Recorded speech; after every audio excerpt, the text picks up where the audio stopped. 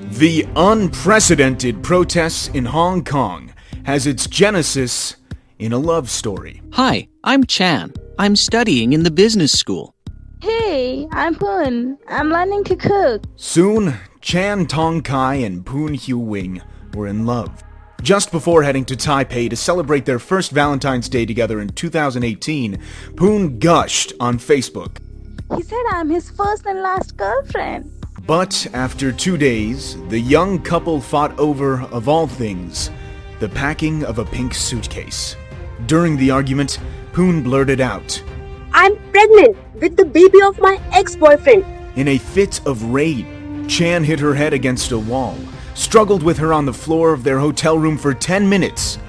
Before strangling her, he stuffed her body into the pink suitcase and went to sleep as if nothing had happened. They had met just 7 months ago.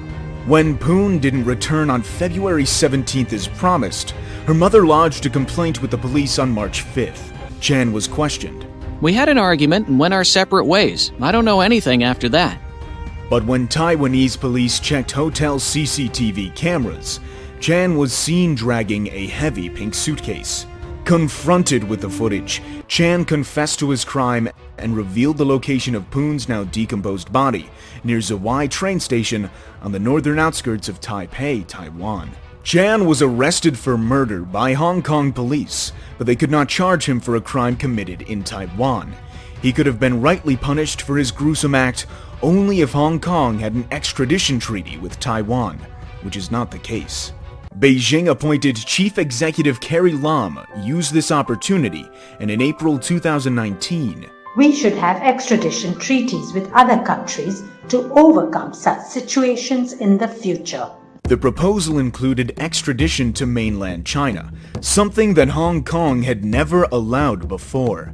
As a safeguard agreed upon when Britain peacefully returned Hong Kong to China in 1997 after a 156-year rule, Beijing promised it a high degree of autonomy for 50 years under a slogan, "One country, two systems." Protests against the proposed extradition bill were instantaneous, culminating on June 12th when more than 2 million of 7 million Hong Kongers gathered in front of the Legislative Council.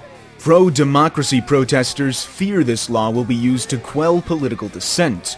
Lam, a career servant who was installed by Beijing in 2017, assured the public, "It will not apply to political crimes, only for criminal justice." But the legislation provided that China could still arrest people accused of money laundering and freeze their accounts, which could provide a backdoor entry to political crimes. The June 12th rally witnessed violence as police fired tear gas, beanbag rounds, and rubber bullets at the mostly peaceful and unarmed protesters. Though Chief Executive Carrie Lam apologized, she refused to step down and instead went to China for consultations, saying at first, "The bill is unlikely to be passed till the end of my term." When protests still continued, "The bill is dead." though she did not formally withdraw it. While China does not officially recognize Taiwan, they have for years exchanged criminal suspects, a model Hong Kong can adopt to convict Chan. Unceasing protests now 7 weekends in a row and set to continue can threaten the future of this semi-autonomous city as a global financial center.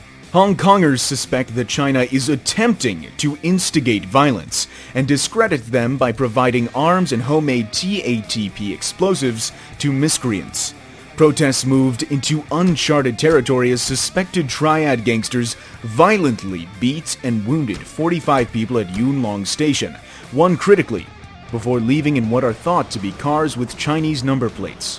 Like the Arab Spring, what ignited the protest is long forgotten, as the movement has morphed into a demand for democratic reform. These massive demonstrations seem to be China's biggest challenge since the brutal crackdown on protesters who took over Tiananmen Square in 1989. A month after his arrest, Chan was sentenced to 29 months in prison, not for murder, but for using Poon's credit cards after her death. Time served while awaiting trial and good behavior may allow Chan to walk free as early as October, though Hong Kong's freedom still hangs in the balance.